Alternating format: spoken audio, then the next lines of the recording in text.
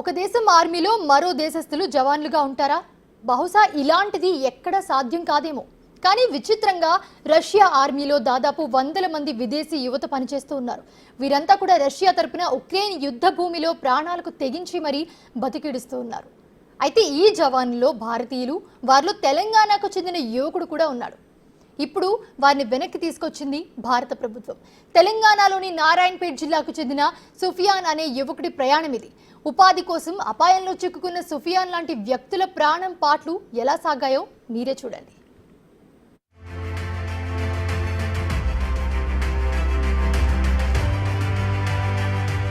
దళారుల మాటలు నమ్మి రష్యా సైన్యంలో చేరిన భారతీయులు ఎట్టకేలకు స్వదేశానికి చేరుకున్నారు. అందులో తెలంగాణ నుండి ప్రస్తుతం జరుగుతున్న రష్యా ఉక్రెయిన్ యుద్ధంలో చిక్కుకున్న సుఫియాన్ ఒకరు. ఇలాంటి 6 యువకులను తాజాగా రష్యా సైన్యం విడుదల చేసింది. వీరిలో మరో 3 కర్ణాటక రాష్ట్రంలోని గుల్బర్గా ప్రాంతానికి చెందినవారు కాగా, మరొకరు కశ్మీర్, ఇంకొకరు పంజాబ్ కు చెందినవారు. దీంతో ప్రస్తుతం 45 మంది విడుదలయ్యారు. మరో 50 మందిని కూడా వెనక్కు రప్పించే ప్రయత్నాలు జరుగుతున్నట్టు అధికారులు చెప్తున్నారు. ఇటీవల రష్యాలో పర్యటించిన భారత ప్రధాని నరేంద్ర మోదీ ఈ విషయాన్ని అధ్యక్షుడు వ్లాదిమిర్ పుతిన్ వద్ద ప్రస్తావించడంతో భారతీయ యువకులు సురక్షితంగా స్వదేశానికి చేరుకున్నారు.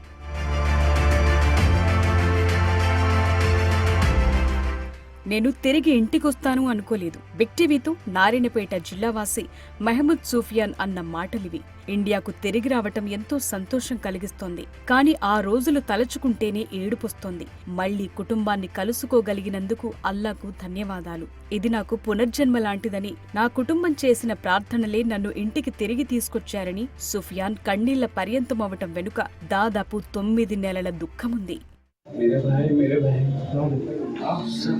सबर किए इन सभी का बहुत बहुत शुक्रिया। अल्लाह ताला का भी बहुत बहुत शुक्रिया।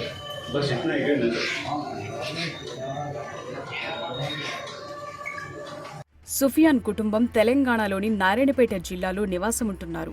30,000 రూపాయలకు దుబాయ్లో పనిచేసే సుఫియాన్ మరింత మంచి ఉద్యోగం దొరుకుతుందని రష్యాకు వెళ్లాడు. బాబా బ్లాగ్స్ పేరుతో యూట్యూబ్ నిర్వహించే ఫైజల్ ఖాన్ అలియాస్ బాబా మంచి ఉద్యోగం ఇప్పిస్తాననటంతో చాలా మంది యువకుల సుఫియాన్ కూడా తన జీవితం బాగుపడుతుందని అనుకున్నాడు. ఎక్కువ డబ్బులొస్తే తన కుటుంబ పరిస్థితులు మెరుగవుతాయనే ఆశలు కష్టాల్లో ఇరుక్కున్నాడు.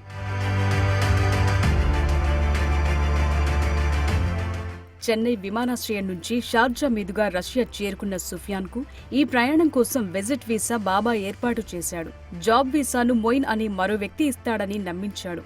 అక్కడకు వెళ్లిన సుఫియాన్ ను రమేష్ అనే మరో ఏజెంట్ రిసీవ్ చేసుకుని సెక్యూరిటీ ఉద్యోగమని చెప్పి తీసుకెళ్లాడు.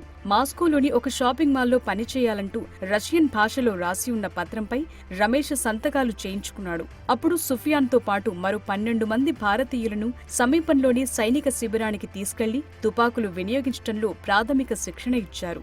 సెక్యూరిటీ గార్డ్ విధుల్లో భాగంగానే ఇది ఇస్తున్నట్లు నమ్మబలికారు. తరువాత 1000 కిలోమీటర్ల దూరంలోని ఉక్రెయిన్ సరిహద్దుల్లోకి తీసుకెళ్లారు.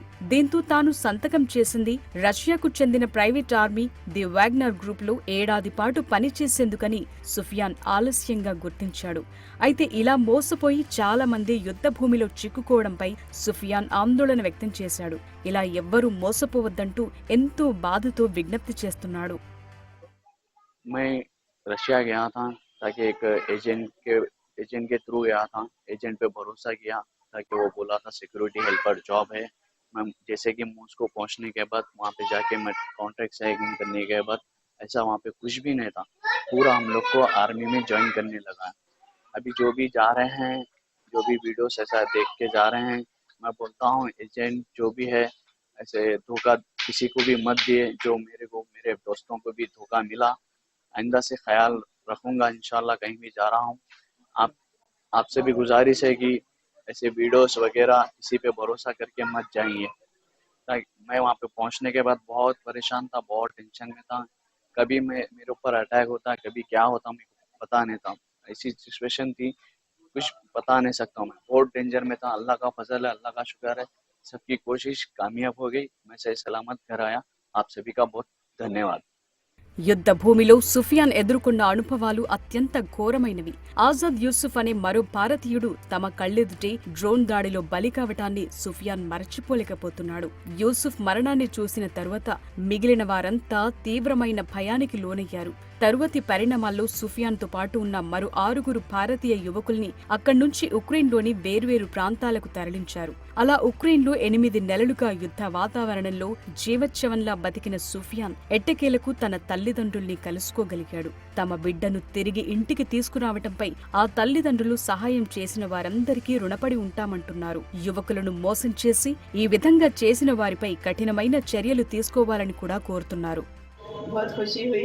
तुम्हारे सबकी दुआ से हमारा बच्चा आया। बहुत बहुत शुक्रिया मोदी सरकार से, अवैसी साहब से, सब जयशंकर से, सबसे मदद मिली हमको। ऐसा भी हमारे बच्चा अच्छा घर को पहुंचा, तेलंगाना को आया घर को, पठान साहब के सबके तरफ से। ఉదయం 6 గంటల నుంచి రాత్రి 9 గంటల వరకు అంటే 15 గంటల పాటు యుద్ధ భూమిలో సుఫియాన్ లాంటి యువత పనిచేయాల్సొచ్చేది. అక్కడ చెప్పిన పని చేయకపోతే శిక్షలు కూడా చాలా కఠినంగా ఉండేవని సుఫియాన్ బిగ్ టీవీతో తన అనుభవాన్ని చెప్పారు. కాగా రష్యా ఆర్మీలో పనిచేస్తూ గుజరాత్, హైదరాబాద్కు చెందిన 2 యువకులు ప్రాణాలు కోల్పోయారు. వారిలో హైదరాబాద్ నాంపల్లికి చెందిన అఫ్సన్ అనే యువకుడు కూడా ఉన్నారు.